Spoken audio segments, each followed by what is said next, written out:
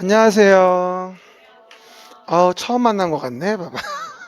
그죠? 오늘 우리가 여러분하고 또 진행할 내용은요, 2시간 땅이라고. 좀 어떤 분이 또 발음을 또 이상하게 2시간 땅 이러면 안 돼요. 말고요. 2시간 땅이에요.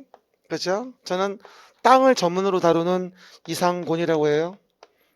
여러분, 땅권자 2시간 땅. 봐봐요.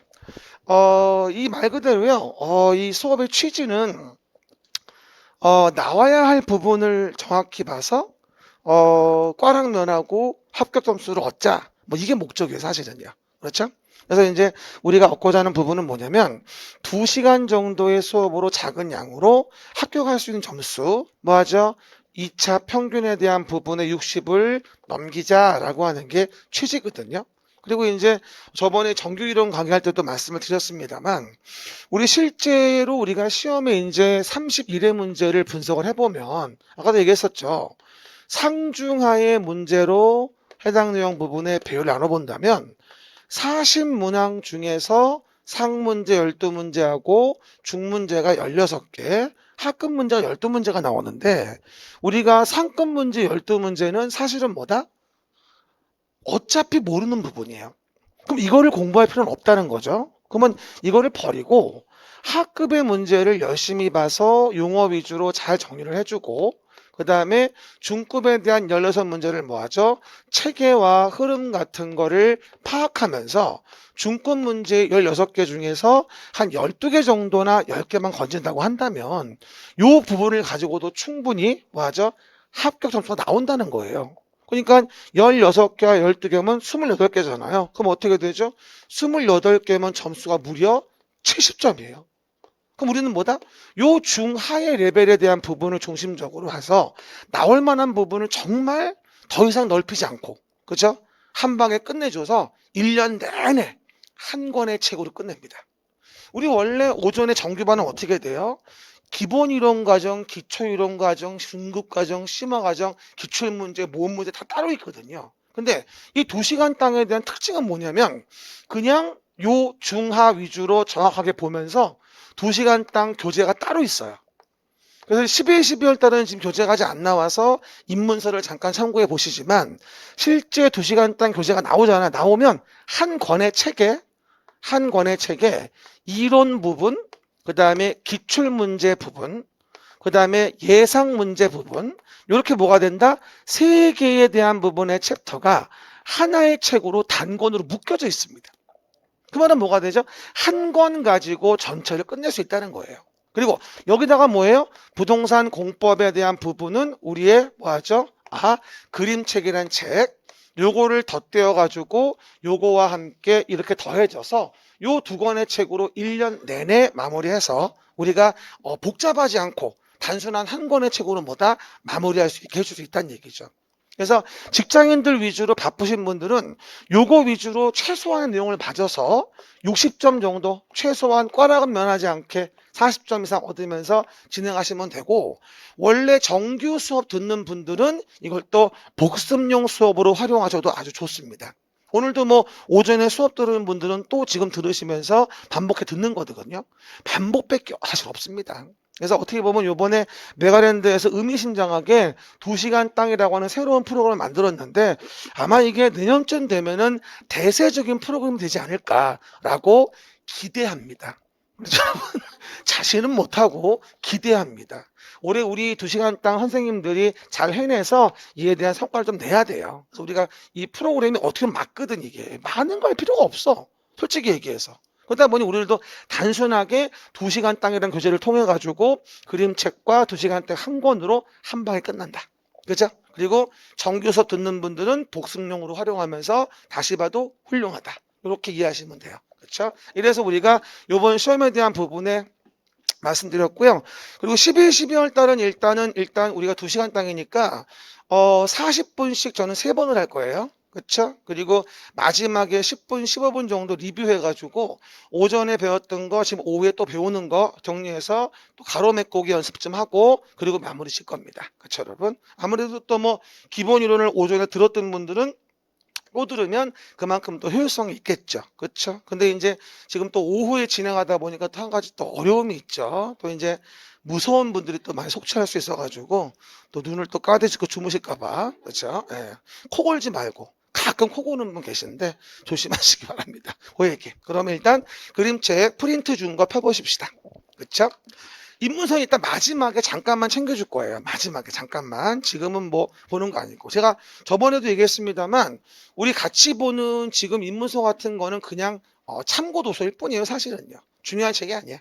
중요한 건 그림책이고. 그렇죠. 그리고 나중에 1월 달 돼서 2시간 단 교재가 나오면 그것도 어떻게 보면 사전에 불과한 거죠. 그림도 잘 보기 위한. 하지만 한 권으로 마무리할 수 있는 거니까 2시간 단 교재를 또 1월부터는 또 하나하나 공부해 갈 겁니다. 뭐 기본으로 하면서? 그림책 기본으로 깔면서. 아셨죠? 여러분, 그리고 저기 뭐야, 항상 얘기합니다만 여러분이 우리 학원에 다니시면서 메가랜드에 많은 강사들이 있잖아요. 강사 있는데 여러분 듣는 수업의 그 선생의 특징이 뭔지 좀 아셔야 돼요. 근데 메가랜드 홈페이지에 가시면요, 수강후기가 쫙 나와 있어요. 그럼 읽어보시고 이 선생은 어떤 특징이 있고 어떤지 알 수 있거든요. 그런 걸 보고 거기 맞춰서 준비하는 것도 괜찮은 것 같아요. 그렇죠? 저는 뭐다 오로지 그림책 한 권으로, 그렇죠? 공법계를 평정하는, 그죠? 그러한 강사이고 싶습니다. 여러분을 합격시키는 그런 합격 전문가가 되고 싶습니다. 아셨습니까? 눈은 뜨고. 그렇죠? 우리요, 그리고 오전에도 얘기하고 매번 얘기합니다만 합격하기 위해서 앉아 있는 거지 절대로 평생 교육하려고 앉아 있는 게 아니라는 점 그거 분명히 아셔야 돼요. 그리고 우리 학문 연구하는 사람 아니에요. 합격을 연구하는 사람들이에요. 그리고 실무 공부하는 사람들도 아니에요. 실무는 붙고 나서 하는 거야. 지금 자꾸 기본 이론 수업하고 취업용 준비하면서 자꾸 실무 내용 얘기하다 보면은 자꾸 딴 산으로 가버려요. 양만 많아지고. 그렇죠? 팩트, 직선으로 목표항에 직진해도 1년에 될까 말까야. 그러니까 곁다리 옆으로 가지 말고 앞만 보고 뛰어. 한이 있죠? 난 있잖아. 한이. 앞만 보고 뛰는 거예요. 공법이 세상에서 제일 좋아. 사과드려요. 어쨌든. 그러면 이제 그림책 펴보십니다. 40분씩 3번을 진행하기 때문에 별로 뭐 농담할 시간 없고요. 그래서 다시 한번 리마인드 한다는 개념으로 보시면 되고 2시간 동안 수업 듣는 분들은 잘 집중해 들으세요. 그렇죠? 그 얘기. 그러면 넘어가시면 첫 번째 이제 뭐가 나온다? 부동산 공법 총론이라는 부분이 나오게 됩니다. 뭐 말이에요. 부동산 공법 총론 됐습니다. 그럼 여기서 우리가 매번 얘기하는데 부동산이라는 게 뭡니까? 라고 매번 얘기하죠. 뭐 말이에요. 부동산 이게 뭐라고 했더라? 토지 및 그 정착물을 얘기를 해요. 그럼 우리는 정착물 중에서 또 뭐가 관심이 있다? 건물이라는 게 관심이 있어요. 그럼 우리는 토지 건물이라는 부동산에 관심을 가지고 여기 앉아 계신 것이고요. 이런 부동산에 대한 부분에 대해서 우리는 공법이란 법에 의해서 어떻게 규제를 받는가? 이걸 배우고 싶은 게 부동산 공법을 배운다. 이렇게 이해할 수 있는 겁니다. 그럼 다시 한번 얘기합니다만 부동산 공법은 부동산이 어떻게 규제가 되어지는가. 이거를 알고 싶어서 배우는 법이에요. 그렇죠? 그럼 우리는 앞으로 저와 부동산에 관계돼서 어떠한 규제들이 있는지, 어떤 토지에 어떤 건물을 질 수 있는지, 그리고 해당 내용 부분에 주택을 샀을 때 어떻게 팔 수 있는지 없는지, 재개발 재건축할 때 어떤 사람이 소유자로서 조합원이 될 수 있는지 이거에 대한 부분들에 대해서 알고 싶은 거예요. 여러분이 앞으로 부동산이라는 업무를 아마 자격증 따고 나면 평생 하게 될 거예요. 중개업을 시작하고 뭐 하죠? 첫 번째 계약 쓰는 날을 잊어버릴 수가 없어요. 그렇죠? 아주 기분 좋죠. 왜? 10억짜리 아파트 하나 거래하면 쌍방 거래 수수료 최대 0.9% 900만 원, 900만 원 양쪽에서 1,800만 원. 광고할 때 이런 거 많이 하잖아. 10억짜리 홈쇼핑 많이 나오잖아. 왜? 10억짜리 900만 원, 1,800만 원. 물론 맥시멈이야 그게. 그렇죠. 진짜 한 건 거래하고 1,800만 원 남의 일이 아니죠. 저도 옛날에 공인중개사 9회 때 시험에 합격하고 나서 처음으로 계약서를 썼는데 그때 수수료가 150만 원이었던 기억이 나요. 그 당시에는. 그땐 큰 돈이어서 150만 원이면은 웬만한 직장인들 월급이 150만 원이었어 그때. 한 달 월급이. 그렇죠? 괜찮았지. 그래서 여러분들도 중개사 따고 나서 첫 번째 계약서 쓰고 나면 전화하세요. 제가 밥 사달라고 할게요. 네, 진담이고요.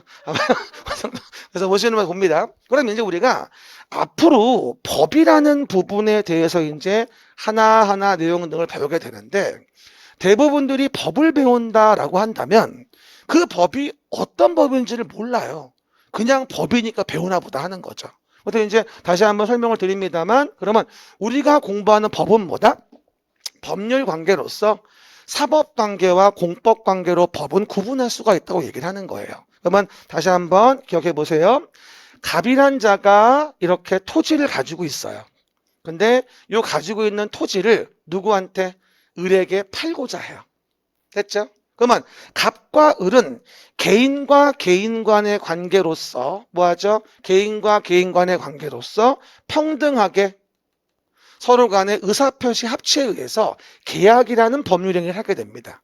그러면 이런 경우 갑과 을의 사이는 너랑 나랑과의 관계예요. 누가 집에 우월적이지도 않고 너랑 나랑 관계, 평등한 관계에서 권리 의무를 정한 거고, 개인의 권리를 보호하기 위해서 우리는 이런 관계를 뭐라 하냐면 사법관계다, 이런 말씀을 쓰게 돼요. 뭐 말이에요? 사법관계. 그러면 사법관계는 뭐다? 너랑 나랑과의 관계. 너랑 나랑은 사법관계. 여전히 뻘쭘하네. 뭐라고요? 너랑 나랑은 사법관계. 너랑 나랑 평등한 관계에 대한 사법관계. 그에 대한 권리 의무를 정한 게 사법관계예요.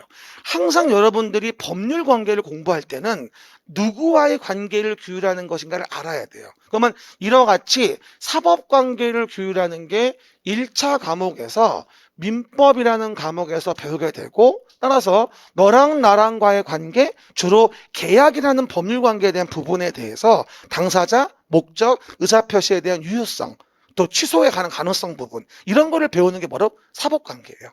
그렇죠? 그럼 여기서 토지라는 게 만약에 대지였다 가정을 하자면, 요 대지는 을은 샀어요. 그럼 을은 대지를 왜 샀을까? 그 토지 위에다가 건물을 지려고 산 거야, 예를 들어서. 그러면 을은 토지가 있으니까 마음대로 건물을 지을 수 있는 걸까? 아니면 공적인 주체한테 가서 나 건물 질 거니까요 허가 내주세요 라고 해서 허가를 받아야 하는 걸까? 허가를 받아야 하는 거예요. 그래서 우리가 이 관계를 공법관계라고 얘기하는데, 공법관계에 대한 부분, 일단은 공공의 주체가 우월적인 지위에서 일반 국민을 규제하는 거예요. 아무렇게나 토지 있다고 우리 건물을 질 수 있는 게 아니라 공적인 주체인 종로구청장이, 또는 뭐가 되죠? 서울특별시장이 누구에게? 을에게 규제를 가하고 공공복리 증진을 위해서 행위 제한을 가함으로 인해서 아무렇게나 건물을 질 수 없게 하는 거죠. 이렇게 당사자 관계가 공적인 주체가 일반 국민을 우월적인 지위에서 규제하는 관계, 이런 관계를 뭐라 한다? 우리가 공법 관계라고 하는 거예요. 지금 무슨 말이다? 공법 관계는 너랑 나랑과의 관계가 아니에요. 종로구청장이 나를 규제하고, 서울특별시장이 나를 규제하고, 국토교통부 장관이 뭐다? 나를 규제하는 거. 이런 관계를 공부하는 게 바로 뭐다? 부동산 관련된 공법, 규제를 배우는 거예요. 그럼 우리는 앞으로 계속 뭘 배울까요? 종로구청장이, 서울특별시장이, 국토교통부 장관이 나를 어떻게 규제하는가, 이런 법률 관계를 배우는 게 바로 공법 관계고, 그렇게 공공복리 증진을 위해서 행위 제한을 가하는 관계를 배우는 거다. 그래서 부동산 공법이라 하면 부동산을 규제하는 법을 배운다. 시작. 부동산을 규제하는 법을 배운다. 누가? 공적인 주체가 나를. 그러면 이와 같은 부동산 공법은 과연 몇 개의 법률을 시험 본다고 얘기했었죠? 40문제를 시험 보는데, 그 40문제의 공법은 우리가 6개의 법률을 공부하게 된다. 그러면 6개의 법률을 공부하게 되는데, 그 중에서 첫 번째 법률이 뭐다? 시작. 국토의 계획 및 이용에 관한 법률이라고 합니다. 시작. 국토의 계획 및 이용에 관한 법률. 그럼 봐요. 공법이라는 과목은 규제를 위해서 만든 법이고 그 규제를 위해 만드는 법 중에서 가장 대표적인 게 국토의 계획 및 이용에 관한 법률입니다. 시작. 국토의 계획 및 이용에 관한 법률. 그럼 뭐 좀 물어볼게요. 규제를 위한 가장 일반적인 수단이 뭐다? 바로 계획인 거예요. 그러면 계획을 만들어서 주로 뭐 하죠? 규제를 가게 되기 때문에 사실 우린 부동산 공법을 부동산에 관한 규제를 배우는 거라고 하지만 실제는 뭐다? 규제를 배울 때 가장 전형적인 수단은 계획을 만드는 걸 배우는 게 주요 모습이 되어집니다. 그러면 이 법을 읽어보면 국토를 계획하자, 이용을 규제하기 위해서. 뭘로? 계획으로. 시작. 국토를 계획하자, 이용을 규제하기 위해서. 계획이 가장 규제의 전형적인 수단인 거예요. 그럼 우리는 앞으로 1년 내내 뭘 배우게 된다? 계획이라는 걸 배우게 되고 그 계획으로 무엇을 규제하는지 배우게 됩니다. 그렇죠? 그러면 국토를 계획하자, 이용을 규제하기 위해서 이 법률이 12문제가 나오는 첫 번째 법률이고요. 우리는 1년 내내 규제를 위한 계획을 배우게 돼요. 근데 하나만 여쭤봅니다. 국토는 커요? 막 커요? 많이 변형했네요. 뭐라고요? 많이 커요. 그렇죠. 많이 커? 닭인데? 뭐라고요? 그러면 해당 내용부에 많이 크니까 국토를 직접적으로 계획하는 건 불가능하다는 거예요. 그래서 우리 뭐 하냐면 국토를 이루는 기초 단위를 계획하자. 이게 도시계획이에요. 뭐라고요? 국토를 이루는 기초 단위를 계획하자. 이게 뭐다? 바로 도시계획인 거예요. 그러면 우리가 앉아있는 이곳은 어디입니까? 도시 중에서도 서울특별시. 시작. 서울특별시라고 쓰시고 서울특별시란 도시에서 우리는 도시의 계획을 해서 현재 서울시란 도시를 어떻게 규제할지를 계획으로 동네를 규제하게 됩니다. 정하게 됩니다. 그러면 실제는 우리가 국토를 계획한다. 이용을 규제하기 위해서라고 하지만 실제는 국토를 계획하는 게 아니라 국토를 이루는 기초단위 도시라는 걸 계획하게 됩니다. 그러면 서울시만 도시계획 만들겠죠? 아니요. 대전, 대구, 부산, 울산, 성남, 의정부, 광명 전국에 200여 개가 넘는 도시가 다 계획을 만들어서 그 도시계획으로 이렇게 도시를 규제하게 됩니다. 그렇죠. 이와 같은 도시계획 관련된 걸 배우는 게 사실은 국토의 계획 및 이용에 관한 법률이고 문항수는 12문제가 기출되어져서 전체 30%가량의 시험 범위를 자랑하는 부분입니다. 그래서 8주 정도 수업을 진행하면 3.5주 정도 수업을 진행한다고 말씀을 드렸고요. 그리고 현재 도시를 계획해서 규제를 가할 때 보시는 바와 같이 여러 개의 필지의 구획을 정리해서 새로운 단지와 시가지를 만드는 사업을 하게 돼. 도시를 계획하여 규제해가지고 그게 무슨 법이다? 바로 도시개발법이란 법이 되어져요. 그럼 도시를 계획해서 규제하는 것 중에서 여기 위에 쓰면 신도시를 만드는 법인 도시개발법이 있고 그렇게 해서 이루어지는 사업이 뭐다? 바로 도시개발사업이 되어지고 서울의 대표적인 사례가 뭐다? 강서, 마곡지구. 이런 동네가 대표적인 신도시를 만드는 동네고 그리고 신도시 만드는 동네에서 새로운 단지와 시가지를 만들어 토지구역을 정리해 도시계획상 이렇게 이걸 규제하는 법을 도시개발법이라고 해서 6문제가 나오게 됩니다. 앞으로 제가 도시개발사업입니다 라고 하면 뭐라고 이해하자? 신도시를 만드는 법, 도시개발법 6개. 뭐 가장 유사한 동네 어디도 있어요? 송파, 위례 같은 경우도 있다고 했었죠. 그리고 이렇게 만들어진 택지 위에다가 뭘 줘요? 이제 건축물을 진다면 건축법에서 허가받아 줘요. 이게 7문제. 건축물을 진다면 건축법상 허가받아 짓고요. 그리고 그 건축물 중에서 주택을 짓는데 주택이 30호 30세대 이상, 시작. 30호 30세대 이상으로 주택 단지를 이루는 경우라고 한다면 따로 주택법에 의해서 규제를 받게 돼요. 이게 7문제가 나오는 주택법. 그럼 물어볼게요, 여러분. 30호 30세대 이상의 주택을 짓고 산다면 주택만 지면 살 수 있나요? 부대시설과 복리시설도 만들어야 하나요? 부대시설과 복리시설도 만들어야 되거든요. 그래서 우리가 이걸 주택단지란 말을 써요. 그러면 30채 이상의 주택단지를 짓게 된다면 따로 주택법에 의해서 규제를 받게 돼요. 그래서 건물 짓는 법이 두 가지예요. 택지를 만들었죠. 개발사업에 의해서. 그러면 건축법 7문제, 주택법 7문제.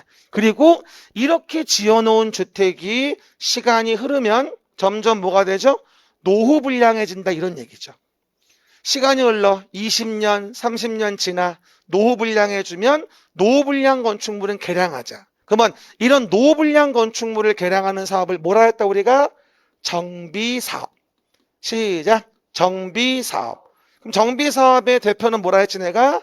재개발 사업일 수도 있고 재건축 사업일 수도 있고 이런 식으로 노후불량 건축물들을 개량 사업을 한다. 이런 사업은 따로 정비법에 의해서 6문제가 나오는 규제하게 된다. 즉 5개 법률을 얘기했습니다. 국토의 계획 및 이용에 관한 법률 12문제, 도시개발법 6문제, 건축법 7문제, 주택법 7문제, 도시 및 주거환경정비법 6문제 해가지고 진행이 되어지고요. 마지막으로 농지는 누가 소유할 수 있겠는가? 라고 하는 부분을 규제하는 게 농지법.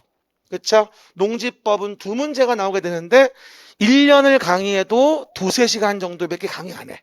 특히나 2시간 땅이니까. 그러면 농지법은 잘 나와야 2개고 우리 1개는 건질 수 있으니까 너무 심오한 접근은 하지 말 것. 그래서 우리가 최소한의 내용 등을 정리해주면 됩니다. 그리고 다시 한번 얘기합니다만 여러 개의 책을 본다는 것은 망한다는 징조가 되어져요. 그래서 우리가 다시 얘기하지만 2시간 땅 수업에 대한 부분은 2시간 땅 기본교재 1권하고 그렇죠? 그리고 그림책하고 요 2권으로 끝내는 거예요.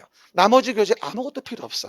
오늘 잠깐 보게 될 입문서는 그냥 한번 확인해 주는 것 뿐이야. 그렇죠? 별 의미도 필요 없습니다. 아셨죠? 그 얘기.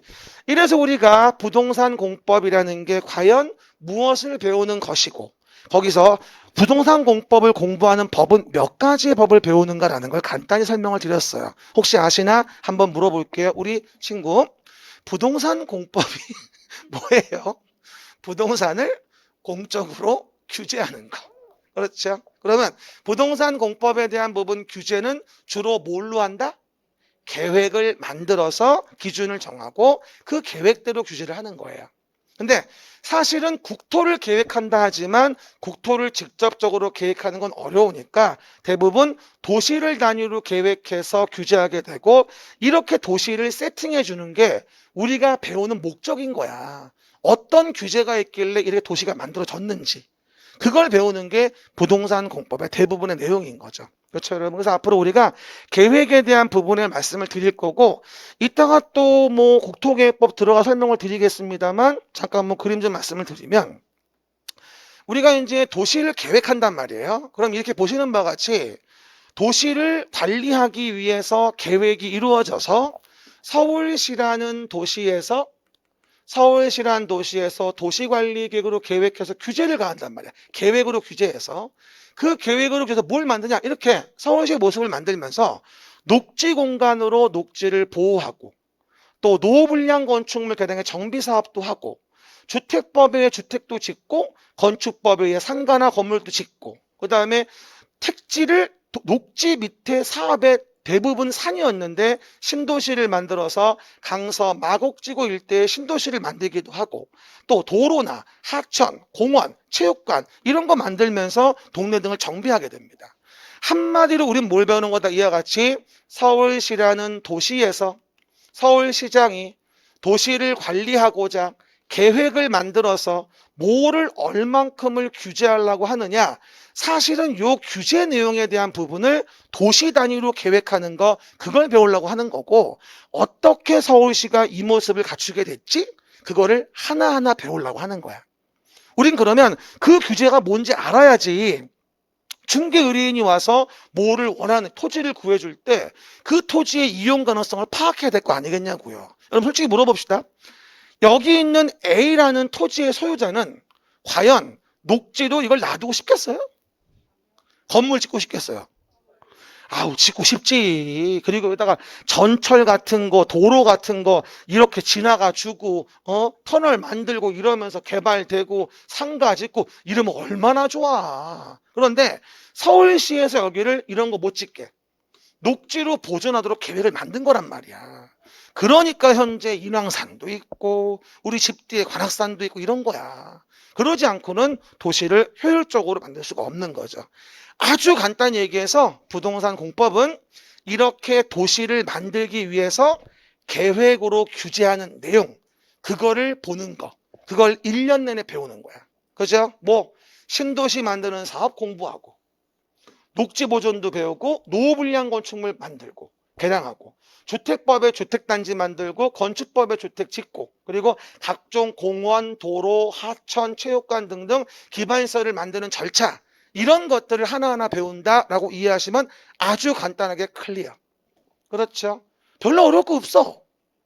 하다 보면 좀 어렵긴 하지. 그렇죠? 근데 이 도시계획을 모르면 중개업도 안 되고 나중에 평가서 공부할 수도 있지만 평가 업무도 안 돼요.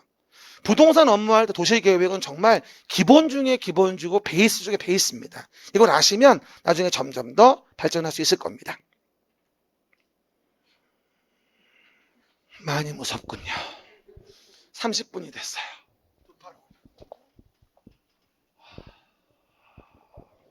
또 들어도 재밌죠? 재밌는데 왜 자요? 보시면 되고. 근데 다 지나고 나면 참 재밌어. 그렇죠? 그립고. 그리고 가끔 가다가 낮에 밥 먹고 졸려가지고 집에 있을 때 소파에 자잖아, 왜. 책 본다 그러고 5분도 안 보고 자잖아. 일반적으로. 그렇죠? 그래서 집에 가면 안 돼요. 그냥 될 수 있으면 학원에서 버텨줘야 돼. 됐고요. 그러면 그림책 다음 페이지에서 이제 뭐가 나온다? 행정작용에 대한 법률 강의 간단히 봐볼게요. 우리가 이 부분에 대해서 제가 설명을 좀 아까 이제 법률 관계 말씀을 드렸었는데 이 부분이죠. 일단 행정의 주체와 행정청 간의 관계다 이제 이런 말씀을 드리게 돼요. 아까도 제가 공법 관계에 대한 법률 관계 말씀드렸었는데요. 만약에 이와 같이 일정하게 토지가 있었는데 요 토지 위에다가 건축물이라는 거를 진다 이거 아니겠어요?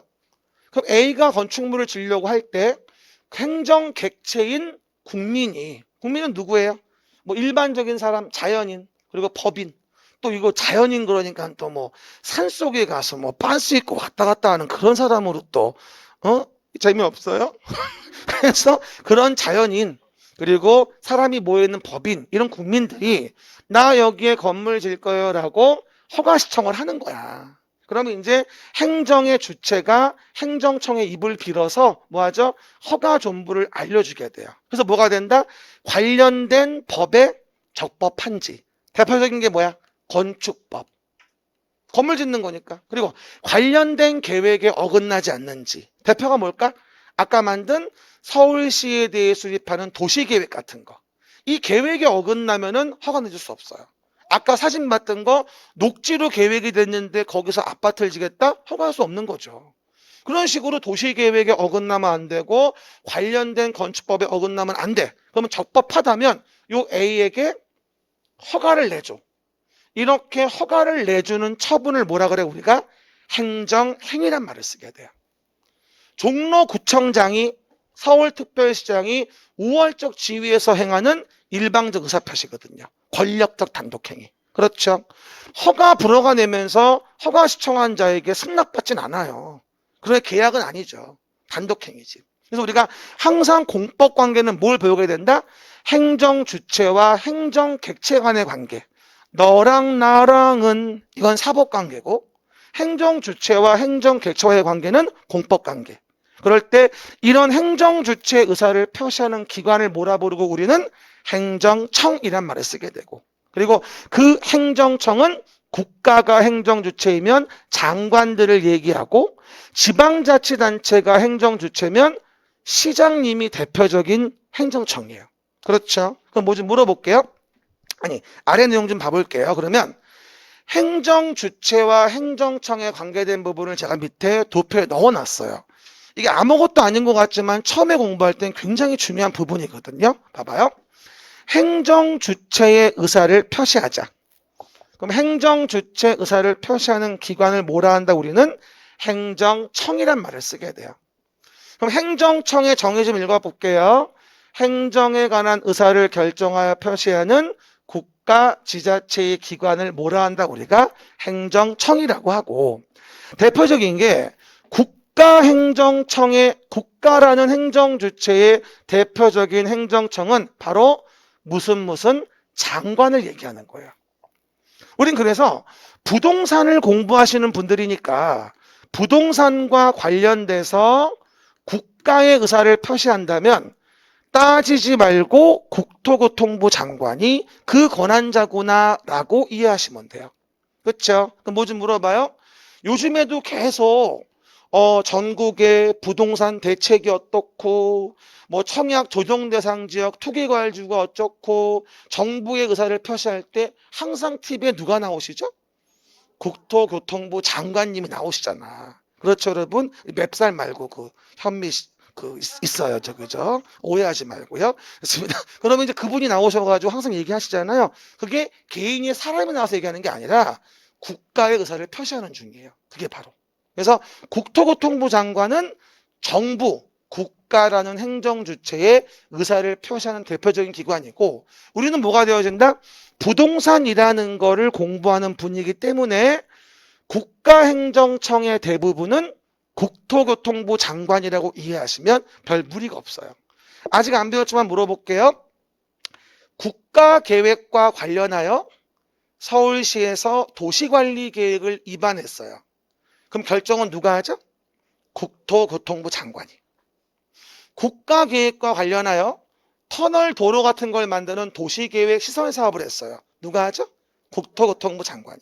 그러니까 부동산과 관련된 국가의 의사표시는 누가 하는 거예요? 국토교통부 장관이 하는 거예요. 아셨죠? 그 부분 이해해 보시고요. 그리고 뭐 나오면, 농지 나오면 따지지 말고 농림축산식품부 장관. 농장이라고 하고요. 국토교통부 장관은 국장이라고 할 거야, 앞으로. 그 다음에 수산자원보호구역이나 바다 나오면 해양수산부 장관, 또 행정 관련된 부분은 행정안전부 장관, 경제부총리 기획재정부 장관, 환경과 관련된 거 나오면 환장. 그죠? 환경부 장관은 환경과 관련된 거 나오면 국가의사를 표시해요. 물어볼게요. 환경과 관련해서 국가와 협의를 하면 환경부 장관과 협의를 해요? 아니면 국토교통부 장관과 협의를 해요? 환경부 장관. 갑자기 행장이 왜 나와? 좀 잦지? 다시 이렇게 뭐라고요? 환경과 관련된 부분은 환장. 정말 환장하겠네. 뭐라고요? 환경과 관련된 부분은 환장과 협의하는 거예요. 그래서 국가라는 행정 주체의 의사표시는 장관급들이라고 이해하시면 되고요. 현재 정부의 장관급들은 뭐가 돼요? 18부 5처, 17청에 대한 부분에 대한 여러 가지 부처청이 있어요. 이번에 뭐 공수처 통과되면 이제 5처가 아니라 뭐 아주 6처가 되겠죠. 근데 어쨌든 간에 해당 내용은 아직은 18부 5처 17청이죠. 어쨌든 간에. 근데 요즘에 하도 이러저러한 뭐 전세가 폭등이니 뭐니 이런 문제가 많아가지고 좀 약간 좀 정부에 대한 신뢰가 좀 떨어진 면은 없지 않아 있습니다. 그렇죠, 여러분? 다른 건 다 괜찮은데 부동산 규제가 너무 좀 심한 것 같아. 그죠? 요번에 또 어제 보니까 청약 조정 대상 지역이라 그래가지고 어디가 들어왔어요? 김포. 김포 집값 많이 올랐죠. 그렇죠? 그리고 뭐 대구 수성구 일대도 들어가고 또 부산 또 해운대 일대 들어가고 그래가지고 다시 없었던 동네가 들어가서 규제가 더 많아지고 있죠. 됐습니다. 그리고 지방자치단체와 관련된 부분이 언급이 되어집니다. 말해 지방자치단체. 이거 뭐 매번 드리는 말씀인데 처음 공부하시는 분들 좀 봐줘야 돼요. 봐봐요. 지방자치단체 중에서 광역자치단체는 시도지사, 제작 시도지사. 이게 아무것도 아닌 것 같지만 우리가 공적인 주체가 국민을 규제하는 것이기 때문에 공적인 주체 의사를 표시하는 행정청이 누군지를 모르면 대화가 안 돼요. 집중해 보세요. 먼데 보지 말고.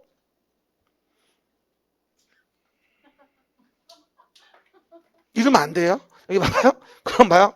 시도지사. 이걸 길게 얘기하면 특별시, 광역시, 특별자치시. 이게 시도지사의 시예요. 그리고 도에 대한 부분은 뭐다? 그냥 도일 수도 있고 제주특별자치도일 수도 있어요. 그러면 우리가 특별시는 서울특별시고요. 광역시는 어디 있죠?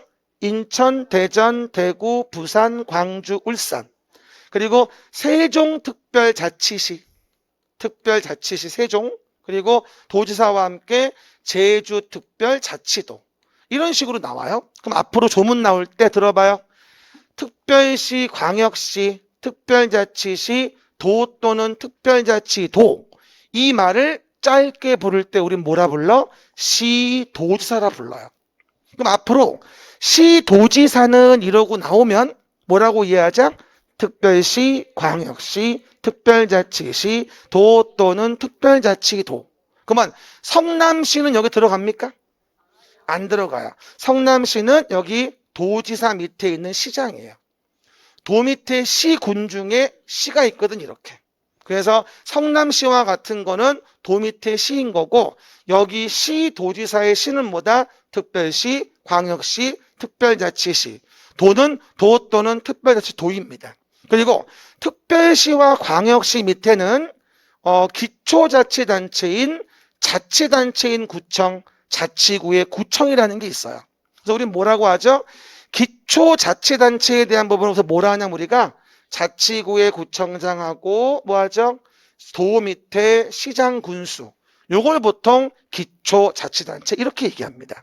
그럼 물어볼게요. 서울특별시 종로구에서 건물을 지면 누가 허가하죠? 종로구청장이.